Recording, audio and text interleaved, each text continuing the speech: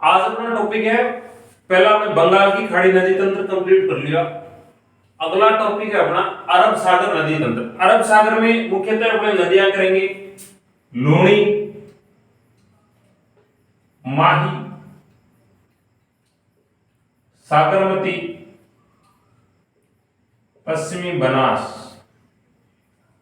और लूणी की सहायक नदियां हैं जवाई और लिंग। ठीक है, ये नदियां आती है, पहले लिखवा चुका हूं, ये नदियां आती है अरब सागर नदी तंत्र में। अब सबसे पहले लूणी नदी करेंगे। लूणी नदी नागपाड़ अजमेर से निकलती है, नागपाड़ अजमेर से यहां से निकलती है, नागौर, पाली, जोधपुर, बाड़मेर और जालोर में बहती हुई गुजरात में चली जाती है, गुजरात के कच्छ के रण में जाती है। ठीक है, अजमेर, नागौर, पाली, जोधपुर, बाड़मेर, जालोर में बहती हुई गुजरात के कच्छ के रण में चली जाती है। अब अपने से पूछ ले कि लूणी नदी का बहाव किस दिशा की ओर है, तो आपको दिख रहा है उत्तर पूर्व से दक्षिण पश्चिम की ओर है। ठीक है, ये उत्तर पूर्व दिशा होगी, ये दक्षिण पश्चिम दिशा होगी, उत्तर पूर्व से दक्षिण पश्चिम की ओर है। अब आपसे पूछ ले कि लूणी नदी कौन से जिलों में बहती है, अजमेर, नागौर, पाली, जोधपुर, बाड़मेर और जालोर में बहती है। अब आपसे पूछ ले कि लूणी नदी के बाईं ओर से, अब मैं इस दिशा में चल रहा हूं तो मेरा बायां ये है गुहिया, सूखड़ी, जवाई, मीठड़ी, लीलड़ी और खारी। लूणी की बाईं ओर से मिलने वाली सहायक नदियां ये गुहिया, सूखड़ी, जवाई, मीठड़ी, लीलड़ी, खारी। दाईं ओर से एकमात्र नदी है मेड़ता, नागौर से निकलती है, जोजड़ी। दूसरा नाम और है इसका ये भीतड़ी, भीतड़ी या जोजड़ी, दाईं ओर से मिलने वाली एकमात्र सहायक नदी। ठीक है, ये होगी लूणी की सहायक नदियां। अब बात करते हैं लूणी के किनारे स्थित शहर। सबसे पहले मांगड़ियावास जो कि अजमेर में, उसके बाद में आप देखो बालोतरा बाड़मेर में, समदड़ी बाड़मेर, गुड़ामालानी बाड़मेर और सांचौर जालोर में। ये लूणी नदी के किनारे स्थित शहर है। अब लूणी नदी आधी खारी और आधी मीठी, इसके उपनाम है आधी खारी, आधी मीठी, लवणवती और लूणी, लवणवती, आधी खारी, आधी मीठी, सागरमती, ये इसके नाम है। आधी खारी आधी मीठी इसलिए कहते हैं क्योंकि ये आरंभ से बालोतरा तक तो मीठी है, बालोतरा से आगे इसमें क्या है, जल में नमक की मात्रा ज्यादा है, इसलिए भूमि में नमक की मात्रा ज्यादा है, इसलिए इसका जल खारा हो जाता है। याद रखने के लिए बालोतरा से पहले खारी नदी आके मिलती है, इसलिए ये खारी नदी हो जाती है, याद रखने के लिए। ये डायग्राम बना लो, इसके बारे में इसके बारे में जानेंगे। ये पैदे को गहरा न करते हुए तलहट को चौड़ा करती है और कुल लंबाई है इसकी 495 किलोमीटर। राजस्थान में बहती है 330 किलोमीटर। फटाफट राइट डाउन कर लो। एक ये देखो जवाई बांध है, सुमेरपुर पाली में है, जवाई नदी पर है, मारवाड़ का अमृत सरोवर है, मारवाड़ का अमृत सरोवर। गोरिया गांव पाली से निकलता है। और एक नदी और है, इसी की सहायक मान लो या इस लूणी की सहायक है बांडी नदी, बांडी।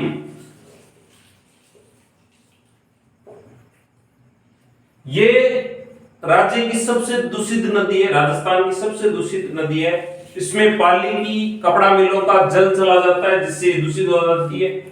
और इस नदी में बाढ़ भी आती है, लेकिन पाली शहर प्रभावित नहीं होता क्योंकि पाली शहर इसके पैंदे से ऊपर बसा हुआ है।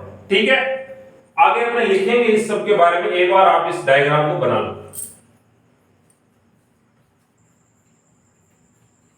लूणी को अपने कंप्लीट समझ लिया है, अब फटाफट सिर्फ अपना काम है नोट्स बनाना। समझ चुके हो। लूणी के उपनाम आधी खारी, आधी मीठी, लवणवती या सागरमती। आधी खारी आधी मीठी इसलिए कहते हैं क्योंकि आधी खारी है बालोतरा तक, मीठी है फिर आगे खारी है, लवणवती लूण के कारण सागरमती। ठीक है, उद्गम नागपाड़ अजमेर से, बहाव अजमेर, नागौर, पाली, जोधपुर, बाड़मेर और जालोर से होकर गुजरात के कच्छ के रण तक जाती है। बहाव उत्तर पूर्व से दक्षिण पश्चिम की ओर है, ये बात मैं बताने वाली नहीं है, अभी समझाए। कुल लंबाई 495 किलोमीटर, यानी टोटल लंबाई 495 किलोमीटर है। राजस्थान में बहाव है 330 किलोमीटर। ठीक है, आगे देखो, लूणी नदी के पास स्थित शहर मांगड़ियावास, अजमेर, गुड़ा मलानी, बाड़मेर, समदड़ी, बाड़मेर, सांचौर, जालोर, बालोतरा, बाड़मेर। आगे राजस्थान के कुल अपवाह तंत्र का लूणी 10.41% है और लूणी अरावली को मध्य से काटती है।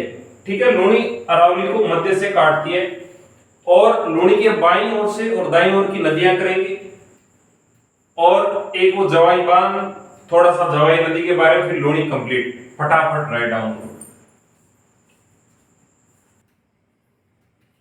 अब लूणी नदी की बाईं ओर से और दाईं ओर की नदियां, दाईं ओर की एकमात्र सहायक नदी है जोजड़ी या भिदड़ी, मेड़ता नागौर से निकलती है, जोधपुर में आके लूणी में गिर जाती है। इतना ध्यान रखना है, लूणी की दाईं ओर से मिलने वाली एकमात्र सहायक नदी है जोजड़ी। बाईं ओर की नदियां लीलड़ी, सुगड़ी, मीठड़ी, खारी, जवाई, बुइया और बांडी।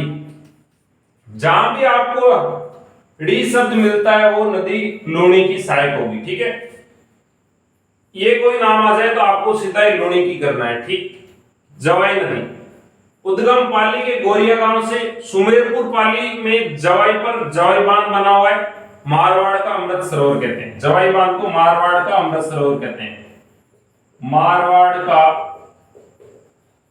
अमृत सरोवर। लूणी उद्गम से बालोतरा तक मीठी है, आगे खारी हो जाती है। बांडी नदी राजस्थान की सबसे प्रदूषित नदी है। पाली इसके पैंदे से ऊपर बढ़ा हुआ है, बसा हुआ है, इसलिए इसमें बाढ़ का प्रभाव नहीं होता, ये बात मैं बता चुका हूं।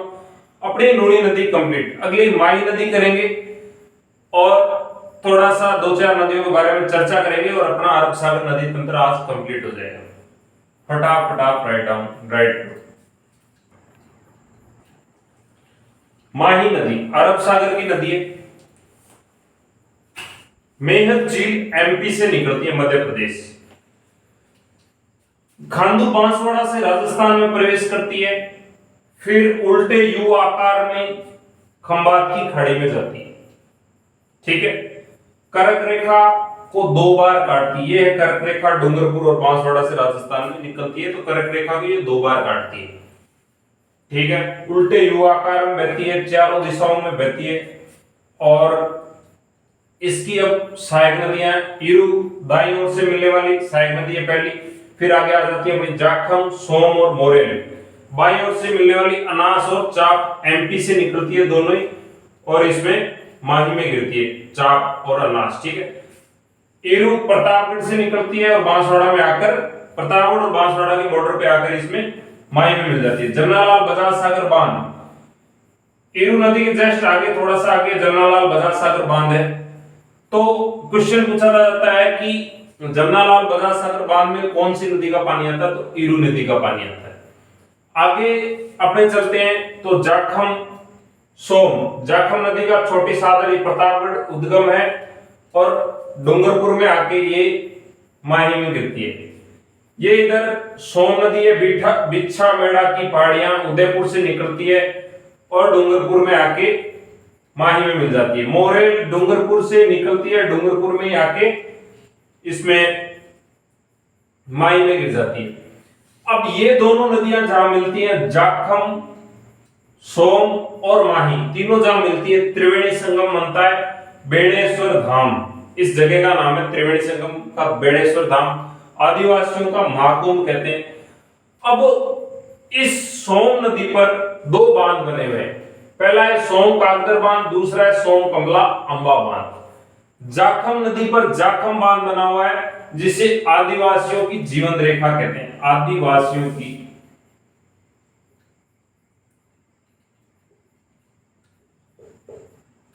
जाखम नदी।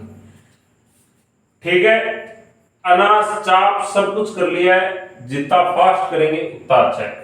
इरू नदी का पानी जमनालाल बजाज सागर बांध में आता है, त्रिवेणी संगम बनाती है जाखम, सोम, माही। जाखम बांध जाखम नदी पर है, उद्गम जाखम का छोटी सादली प्रतापगढ़, बिछामेड़ा उदयपुर से, इसका सोम का, मोरेल का डूंगरपुर में डूंगरपुर से कर्क रेखा को 2 बार काटती है, उल्टे यू आकार से चलती है, मेहत जी लैंपी से ये निकलती है, खांडू बांसवाड़ा से राजस्थान में प्रवेश करती है। कुल लंबाई है 576 किलोमीटर, राजस्थान में 171 किलोमीटर। ये सब बातें अब अपने लिखेंगे, एक बार थोड़ा सा इसको आप बना लो।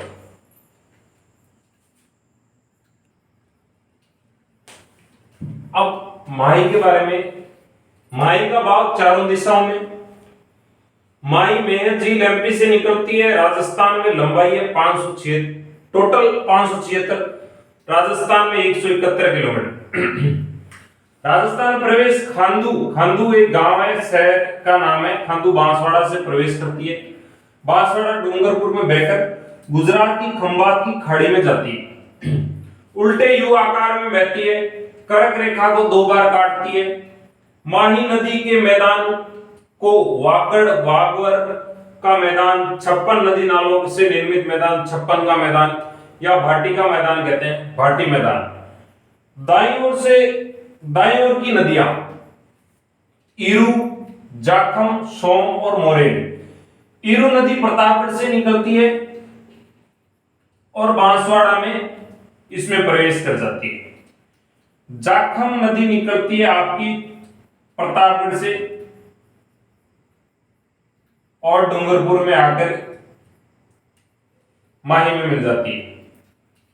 सोम नदी बिच्छा मेड़ा उदयपुर से निकलती है, उदयपुर और डूंगरपुर में मिल जाती है इसमें माही में। मोरेल डूंगरपुर से निकलती है, डूंगरपुर से निकलती है, डूंगरपुर में मिल जाती है वापस माही में। और बाईं ओर से अनास और चाप 2 नदियां मिलती है, एमपी से निकलती है और माही में मिलती है राजस्थान में आके डूंगरपुर में। ठीक है, बांध है जमनालाल बजाज सागर बांध है माही नदी पर। ईरू इससे पहले आती है तो ईरू नदी का इसमें पानी आता है। सोम कागदर बांध है सोम नदी पर। सोम कमला अंबा बांध है सोम नदी पर। और जाखम बांध है जाखम नदी पर। आदिवासियों की जीवन रेखा भी कहते हैं। एक चीज रह गई इसमें अपनी, त्रिवेणी संगम, माही का त्रिवेणी संगम, यहां लिख लो आप थोड़ा सा, फिर अपना अरब सागर नदी तंत्र पूरा हो जाएगा। त्रिवेणी संगम, माही प्लस जाखम प्लस सोम, ये तीनों नदियां डूंगरपुर में, बेणेश्वर में एक जगह मिलती है, बेणेश्वर धाम डूंगरपुर। आदिवासियों का कुंभ, ये अपनी होगी माही नदी। अब अपने अरब सागर नदी तंत्र कंप्लीट हो गया। 2 मिनट लगेंगे, अपने आंतरिक अपवाह की नदियां कर लेते हैं। इसी वीडियो में अपना नदी तंत्र कंप्लीट हो जाएगा, तो आप फटाफट इसको देख लो एक बार। आंतरिक अपवाह की नदियां 4 या 5 नदियां हैं, अपने 2-3 नदियां करेंगे और 2-1 का नाम लिखेंगे कि भाई ये आंतरिक अपवाह के अंतर्गत आती है, अपने ज्यादा काम नहीं। कांतली नदी खंडेला सीकर की पहाड़ियों से निकलती है, सीकर से निकलकर झुंझुनू तक जाती है। कांतली नदी के किनारे गणेश्वर सभ्यता है। गणेश्वर सभ्यता नीम का थाना में, थाना के पास गणेश्वर सभ्यता स्थित थी। झुंझुनू को 2 भागों में विभाजित करती है कांतली। आंतरिक अपवाह क्षेत्र की दूसरी सबसे बड़ी नदी है कांतली। गग्गर नदी, मृत नदी, नाड़ी, हाकरापार या सरस्वती इस नदी का दूसरे नाम है। ठीक है, इसके किनारे वेदों की रचना हुई है। वही तो सरस्वती के किनारे थी, लेकिन ये सरस्वती के स्थान पर ही बहती है, इसलिए इसके किनारे वेदों की रचना हुई है। शिवालिक कालका की पहाड़ियों से हिमाचल प्रदेश से निकलती है।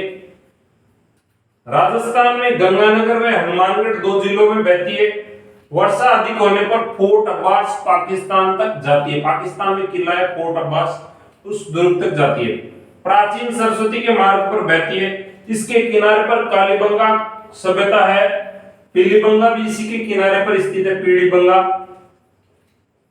हड़प्पाकालीन सभ्यताएं हैं ये कालीबंगा इस घग्गर नदी के किनारे। अनूपगढ़ शहर इसी के किनारे बसा हुआ है। अनूपगढ़ में लैला मजनू की मजार भी इसी नदी के किनारे स्थित है। ठीक है, थोड़ी सी एक दो नदियां हो रही है अपने कर लेते हैं।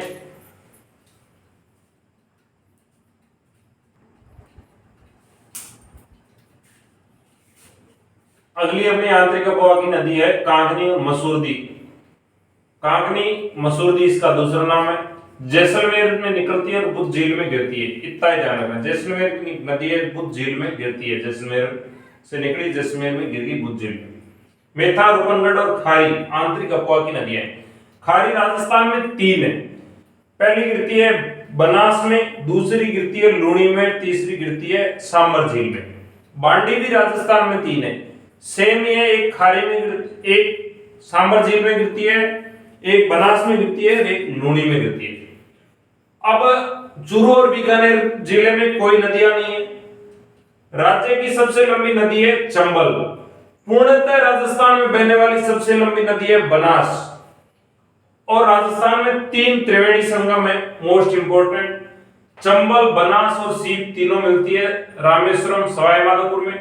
बनास, मेनाल और बेड़क, बिगोद, भीलवाड़ा में त्रिवेणी संगम बनाते हैं। माही, सोम और जाखम आदिवासियों का कुंभ, बेणेश्वर, डूंगरपुर में संगम, त्रिवेणी संगम बनाते हैं। तीनों त्रिवेणी संगम में पहले इन क्लासों में करवा चुका हूं, लास्ट में आपको बताया है। चूरू और बीकानेर में कोई नदी नहीं है। कोटा संभाग में सर्वाधिक नदियां हैं। चित्तौड़गढ़ जिले में सर्वाधिक नदियां हैं। तो ये अपना नदियों का आज टॉपिक कंप्लीट हो गया है। अपना जितना लेवल था उस लेवल तक अपने नदियां कवर किए। इससे बाहर बीएसटीसी के प्री एग्जाम में क्वेश्चन नहीं जाएंगे। तो आज के लिए धन्यवाद। अगला टॉपिक कल देखेंगे। Thank you.